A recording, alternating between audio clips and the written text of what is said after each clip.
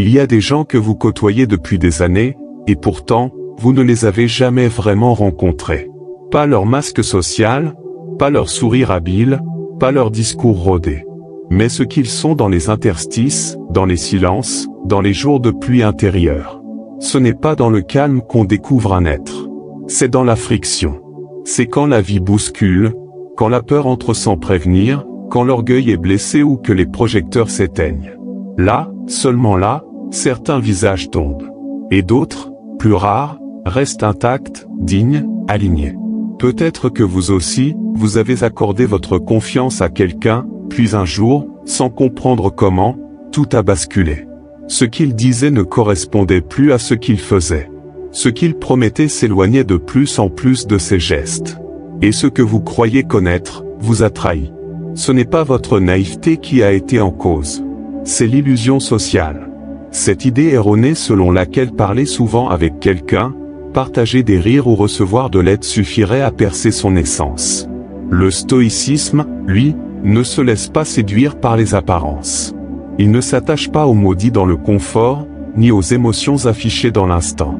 Ce qui compte, ce sont les actes répétés dans l'adversité. Ce qui compte, c'est ce que l'on devient quand le regard des autres s'éloigne. Sénèque l'exprimait avec une précision cruelle, le vrai visage d'un homme se révèle dans ce qu'il fait quand il pense ne pas être observé. Et vous? Qui seriez-vous si personne ne vous regardait plus? Quelle part de vous continue d'exister dans le noir, dans l'oubli, dans l'absence de reconnaissance? Dans ce monde où chacun cherche à briller, il devient vital d'apprendre à regarder autrement. Non pas juger, non. Mais repérer les dissonances. Ces petits écarts entre ce qui est dit et ce qui est fait. Ces instants où le masque glisse, même brièvement. Ces moments où le vrai caractère émerge, comme une vérité nue que l'on n'osait pas voir. Parce que connaître quelqu'un, ce n'est pas entendre ses mots. C'est observer ses choix quand tout vacille.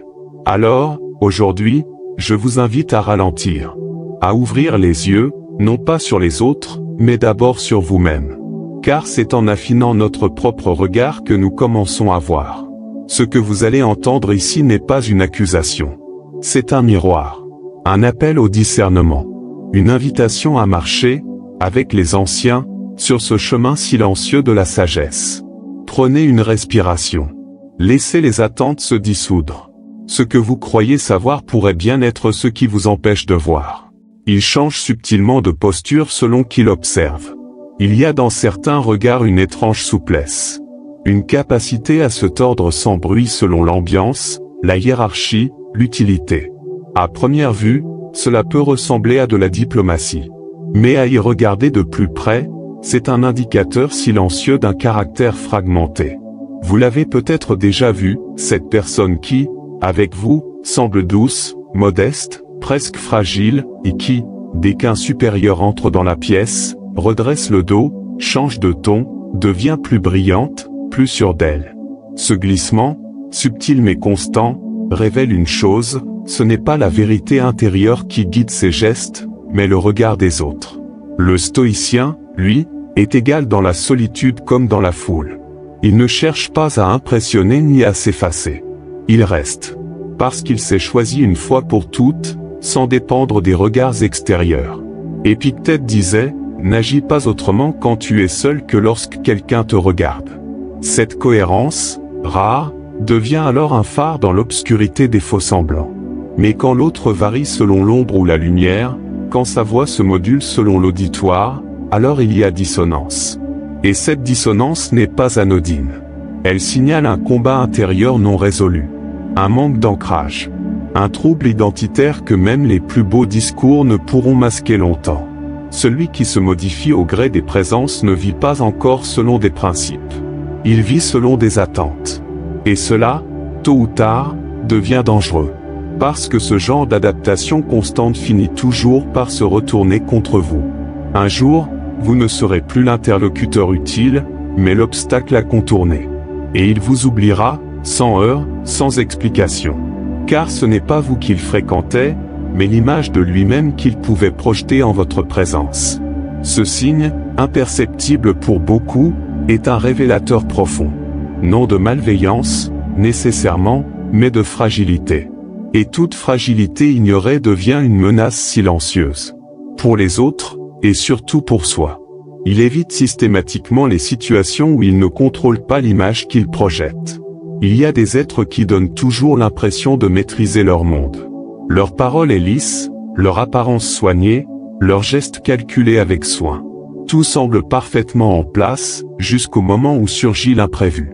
Une remarque inattendue, un silence prolongé, une situation où les projecteurs ne sont plus dirigés sur eux, ou pire encore, où l'image qu'ils ont construite pourrait vaciller. Et là, soudainement, ils disparaissent. Pas toujours physiquement. Mais intérieurement, ils fuient. Ils changent de sujet, de pièce, de relation. Ils évitent les discussions franches, les confrontations honnêtes, les lieux où l'image ne peut pas être contrôlée. Parce que ce qu'ils protègent n'est pas leur vérité, mais leur façade. Ce n'est pas leur paix qu'ils défendent, mais leur réputation. Le stoïcien, lui, avance sans besoin de décor. Il n'a pas peur d'être vu dans l'ombre, ni d'être incompris. Parce qu'il ne cherche pas à séduire. Il cherche à rester droit. L'authenticité, dans cette perspective, ne cherche pas à plaire. Elle cherche à être en accord avec elle-même. Même si cela coûte une part de reconnaissance. Même si cela déplaît à certains. L'évitement systématique des espaces non maîtrisables est donc un signal fort. Il indique que l'identité n'est pas encore intégrée. Elle est jouée, répétée, façonnée, mais pas habitée. Ce n'est pas un ancrage, c'est une performance. Et toute performance exige des spectateurs. Quand il n'y en a plus, c'est le vide qui affleure. Alors oui, il est plus confortable de se retirer discrètement, de ne jamais être vu dans ces instants de fragilité ou de désordre. Mais ce confort est une prison. Et celui qui en dépend est enchaîné à une image, au lieu d'être enraciné dans sa vérité. Là encore, ce n'est pas une faute. C'est un appel. Un appel à la construction d'un soi plus stable, plus nu, plus libre. Car ce que vous voyez dans la lumière n'est pas toujours la vérité. Parfois, c'est l'écho de ce que l'autre voudrait être, mais ne sait pas encore devenir. Il réagit avec disproportion quand il est contrarié ou contredit. C'est dans la fissure que le fond remonte. Tant que tout va bien, il est facile de paraître stable, doux, réfléchi. Mais qu'en est-il lorsque l'ego est touché? Lorsque quelqu'un ose dire non, contredire une idée, ou simplement poser une limite. À ce moment-là, ce qui était calme devient tempête. Ce qui semblait flexible devient rigide. Et l'on voit, pour la première fois, la peur derrière la façade, la peur de perdre le contrôle sur l'autre, de ne plus dominer la narration, de ne plus être celui qu'on écoute sans condition. Il ne s'agit pas ici de colère ordinaire. Il s'agit d'une réaction démesurée, presque automatique, comme si l'opposition elle-même était une agression. Comme si tout désaccord venait menacer non pas une idée, mais une structure intérieure fragile. Le masque tombe. Et ce qui apparaît, c'est une vulnérabilité mal assumée, un besoin insatiable de validation, un rapport au monde fondé sur la domination ou la fuite. Le stoïcisme, lui, ne fuit pas la contradiction. Il s'en nourrit. Il ne s'effondre pas face au désaccord, car il ne dépend pas de l'unanimité. Seneca l'avait bien compris, ce n'est pas l'insulte qui trouble l'homme, mais sa sensibilité à l'insulte. Ce qui blesse n'est pas la parole extérieure. C'est la faille intérieure non cicatrisée. Alors, observez. Doucement. Un simple désaccord suffit parfois à dévoiler l'instabilité d'un être. Non parce qu'il devient méchant ou violent, mais parce qu'il ne supporte plus de ne pas avoir raison. Parce qu'il confond être entendu avec être obéi. Parce qu'il pense que toute opposition est une trahison. Et là, dans l'excès de la réaction, dans la voix qui monte, dans les gestes qui se crispent, on perçoit le cœur encore en guerre. Ce n'est pas un détail. C'est un cri. Un appel muet à l'apaisement intérieur que le stoïcien cultive précisément pour ne plus avoir besoin de crier. Parce que celui qui est en paix avec lui-même ne s'effondre pas sous la contradiction. Il l'accueille. Il l'examine. Et parfois, il l'honorait comme un miroir. Il accorde plus de valeur à l'opinion des autres qu'à sa propre cohérence. Il y a des silences qui en disent long. Des silences où l'on renonce à ce que l'on pense, non par sagesse, mais par crainte. Crainte d'être jugé, rejeté, abandonné. Et peu à peu, À force de s'ajuster à ce que les autres attendent, on devient flou pour soi-même. On adopte les idées du groupe, les valeurs dominantes, les préférences passagères, en oubliant ce qui vibrait profondément en nous. On change non pas parce que l'on a évolué, mais parce que l'on a peur de déplaire. Certains visages sourient à tous les cercles. Ils parlent avec aisance aux uns, puis tiennent le discours opposé aux autres. Ils applaudissent ce qu'hier encore ils critiquaient. Non pas par hypocrisie évidente, mais par une forme d'insécurité émotionnelle. Le besoin d'être accepté est si fort qu'il devient plus important que la fidélité à soi-même. Mais le stoïcien, lui, sait que la paix véritable ne peut naître d'une approbation extérieure. Elle ne dépend pas des applaudissements, des regards approbateurs, des compliments. Elle naît de la cohérence entre ce que l'on pense, ce que l'on dit, et ce que l'on fait. Marc Aurèle écrivait: « Il est ridicule de fuir sa propre nature pour courir après celle des autres. » Et pourtant, combien de fois avons-nous trahi cette nature par peur de ne plus être aimés? Cette incohérence n'est pas toujours criante. Parfois, elle s'exprime dans les petits choix, dans les silences trop longs, dans les convictions qui changent au fil des présences. Mais elle laisse toujours une trace, une fatigue, une impression d'instabilité. Parce qu'à force de vouloir plaire à tout le monde, on finit par ne plus se reconnaître soi-même. Ce signe est l'un des plus fréquents. Il ne désigne pas un manipulateur. Il désigne un être en recherche désespérée d'amour ou de reconnaissance. Et cette quête, lorsqu'elle devient centrale, fait vaciller tout le reste.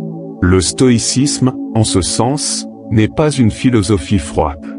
C'est une main posée sur l'épaule qui murmure: « Tu n'as pas besoin de tous les aimer. Tu as besoin de rester toi, même si cela coûte quelques regards. Car ce que l'on perd en popularité, on le gagne en paix intérieure. Et parfois, c'est tout ce dont on a besoin pour rester debout. » Il utilise les autres comme des leviers, non comme des fins. Il y a des gestes qui semblent généreux, jusqu'à ce que l'on regarde ce qu'ils attendent en retour.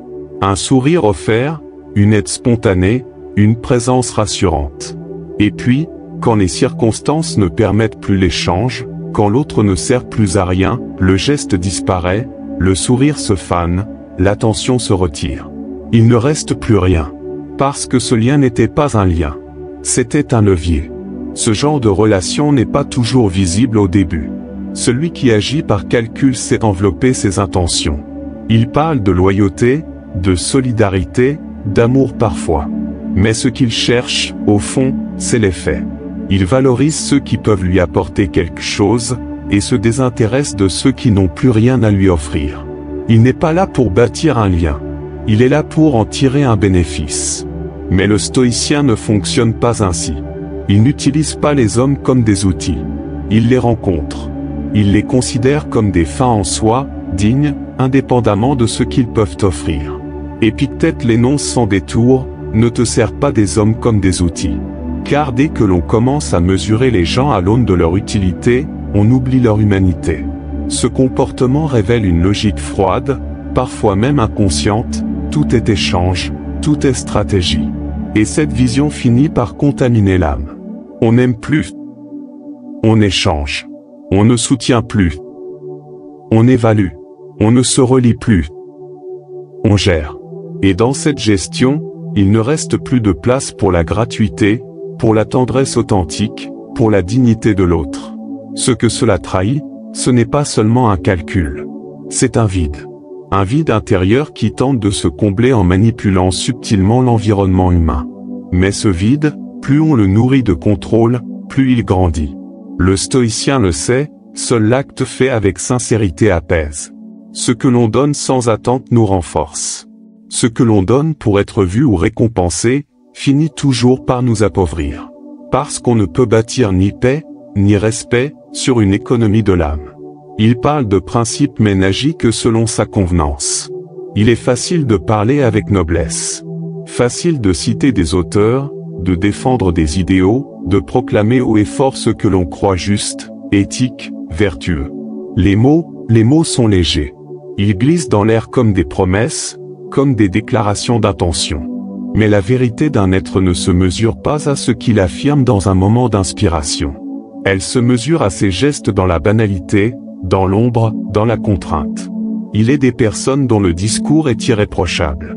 Elles parlent de justice, de loyauté, de bonté. Mais observez-les quand personne ne les regarde. Observez-les dans les moments où cela ne les arrange pas d'être bons. Observez-les face à la fatigue, à l'injustice subie, à l'imprévu. Ce que vous verrez alors, c'est le véritable socle sur lequel repose leur choix.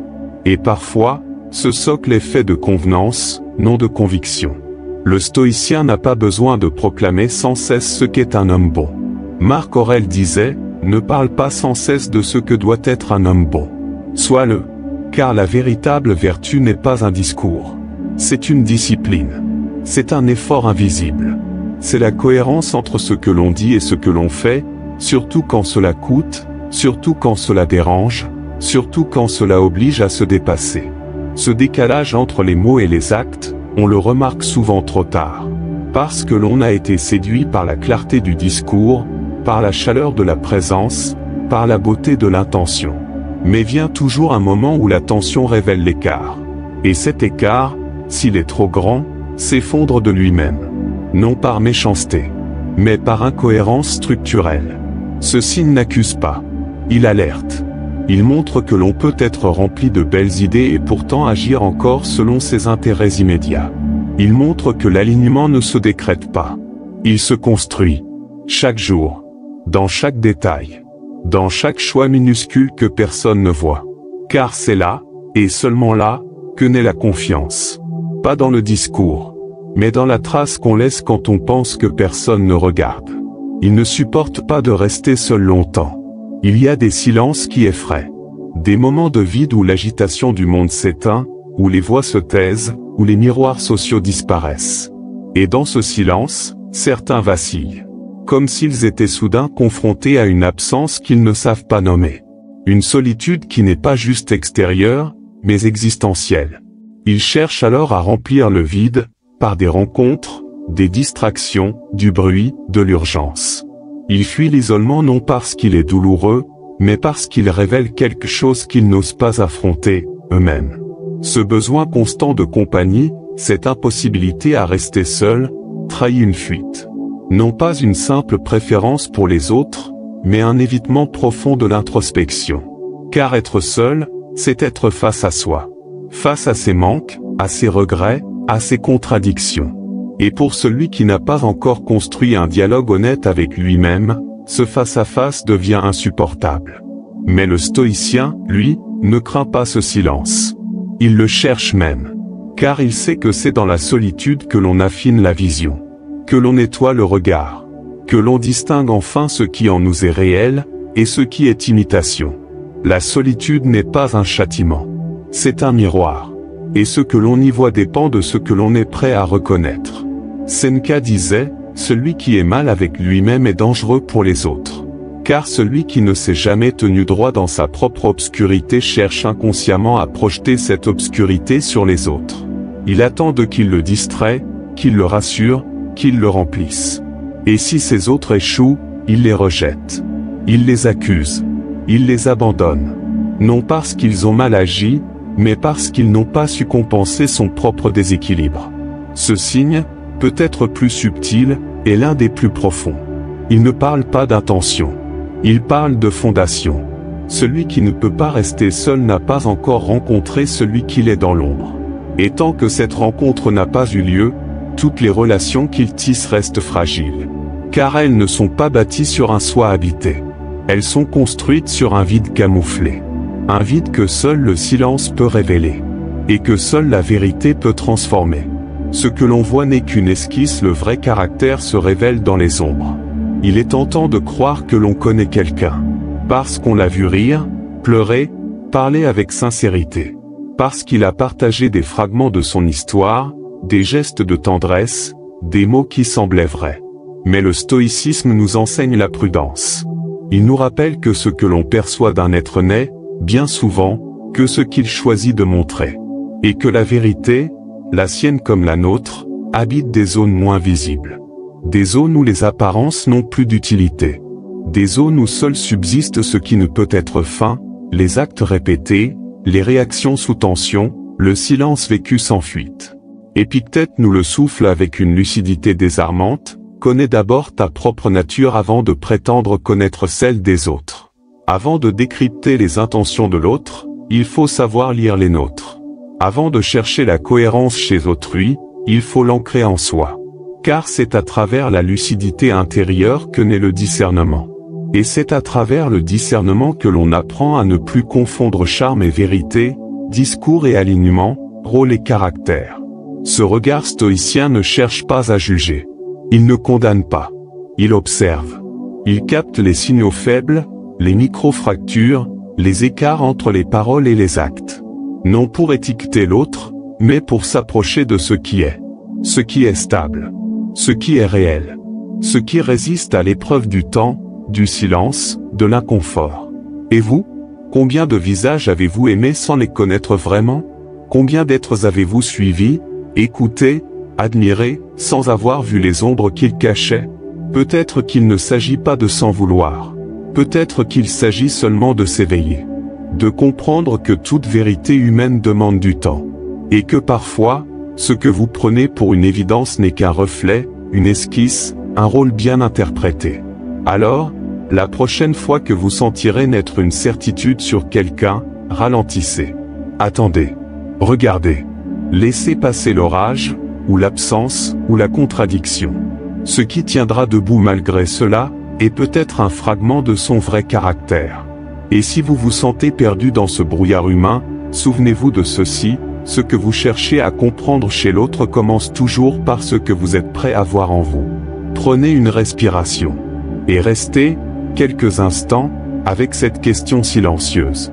Est-ce que je connais vraiment ceux que j'aime, ou seulement l'idée que je me fais d'eux ?